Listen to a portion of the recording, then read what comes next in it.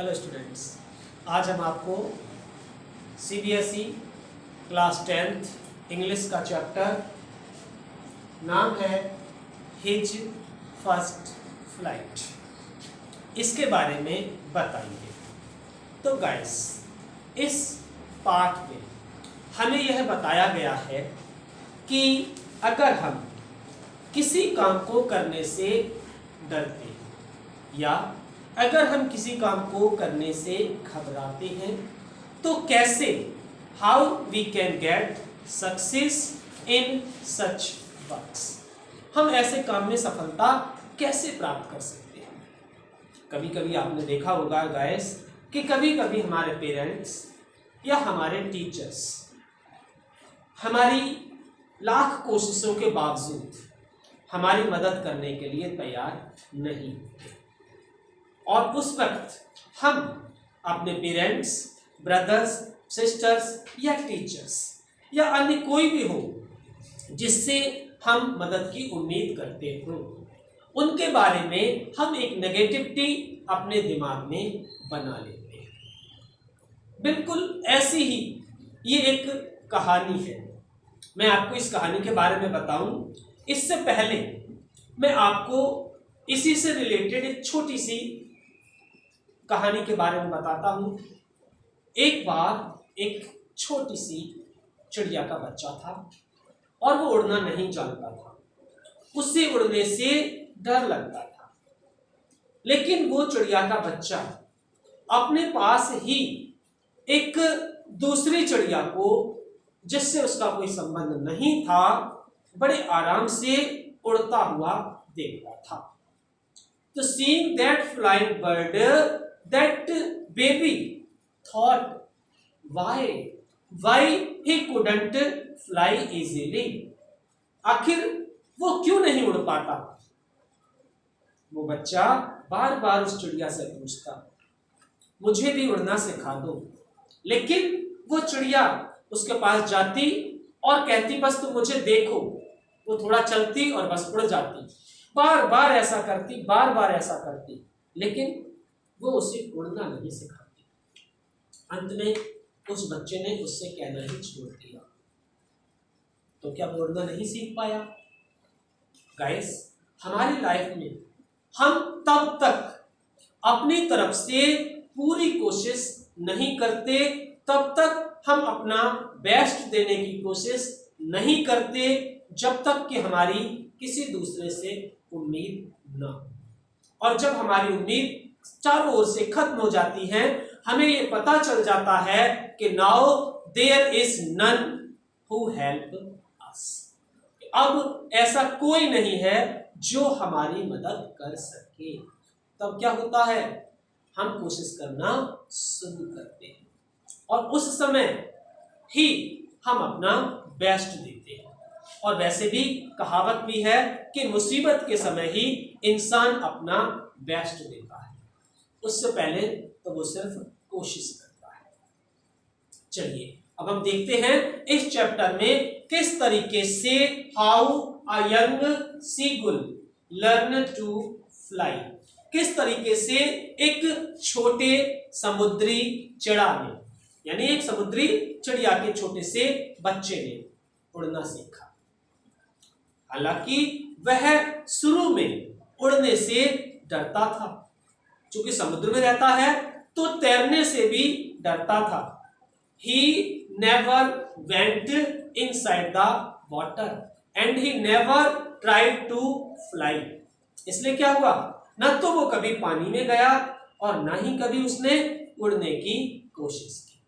Though he had his parents, brothers and sisters in his family, हालांकि उसके परिवार में उसके माता पिता थे, उसके बड़े भाई थे, उसकी बड़ी बहनें थीं, बट इन सबके होने के बावजूद वो उड़ने से डरता था। अब बताओ गाइस, एक चिड़िया का बच्चा अगर उड़ेगा नहीं तो करेगा क्या? शुरू शुरू में क्या हुआ, कहीं ना कहीं उसकी इस डर के पीछे उसके परिवार वालों का ही हाथ था। जैसा अक्सर हमारे साथ भी होता है, जब भी हम कोई काम करने की कोशिश करते हैं घर वाले कहते हैं अरे तुम रहने दो, तुम अभी इस काम को नहीं कर पाओगे। क्या होता है, हम हतोत्साहित हो जाते हैं। चाहिए ये कि हमारे घर वाले हमें ऐसे टाइम पे एनकरेज करें, हमारी हिम्मत बढ़ाएं। अगर हम किसी काम को करने की शुरुआत करते हैं तो हमें जानने वाले हमें हमारी हिम्मत बढ़ाएं, ना कि हमारी हिम्मत को घटाएं, हमें हतोत्साहित करें। तो उस समय हमारी हिम्मत बढ़ाई जानी चाहिए। तो उस समय बच्चों, जब वो समुद्री छोटा सा चिड़ा था, ना तो उड़ पाता था ना ही तैर पाता था, उड़ने से भी डरता था और तैरने से भी डरता था। पता है क्यों? क्योंकि शुरुआत में उसकी पेरेंट्स उसके लिए भोजन का अरेंजमेंट कर देते थे। आपने देखा होगा, जब कोई चिड़िया का छोटा सा बच्चा अपने घोंसले में होता है तो उसके पेरेंट्स उसके लिए अपनी चोंच में दाना दबा कर लाते हैं, और जब वो देख लेता है तो अपनी चोंच को खुश होकर खोल देता है और उसके पेरेंट्स उसकी चोंच में दाना डाल देते हैं और वो उस दाने को खाकर अपनी भूख को शांत कर लेता है। और चिड़िया भी कभी कभी समय समय पर उसे उड़ना सिखा। लेकिन यहाँ पे इस कहानी में समुद्री चिड़े के साथ, सीगुल के साथ बिल्कुल अपोजिट था। यहाँ पे उसके पेरेंट्स ने डिसाइड कर लिया था कि they will not help to seagull, वो सीगुल की बिल्कुल भी मदद नहीं करेंगे। उसे अपने आप ही उड़ना सीखना होगा, अपने आप ही पानी में तैरना सीखना होगा। इसलिए शुरू में जब वो बहुत छोटा था, उसके लिए खाने के लिए सामान उसके पेरेंट्स या उसके बड़े भाई बहन उसके लिए ले आते थे। लेकिन जब उन्होंने देखा कि ये तो आलसी होता जा रहा है, ना तो उड़ने की कोशिश करता है और ना ही तैरने की कोशिश करता है, तो एक दिन सभी फैमिली मेंबर्स ने प्लानिंग की and they left young seagull alone. उन्होंने क्या किया, उस चिड़े को बिल्कुल अकेला छोड़ दिया, और वो भी ऐसी जगह पर जहां पर उसके अलावा और कोई नहीं था। अब चूंकि उसे खुद खाना तलाशने की आदत नहीं थी, when he felt hunger, जब उसे थोड़ा सा भूख महसूस हुई उसने कुछ नहीं किया। ऐसा ही हम भी करते हैं बच्चों, जब हमें हल्की सी भूख या प्यास महसूस होती है हम नहीं करते, लेकिन जब हमें भूख या प्यास तेज लग रही हो सपोज और घर में हमारी मम्मी या पापा ना हो, क्या करते हैं, कुछ ना कुछ हम अपने खाने का अरेंजमेंट कर लेते हैं।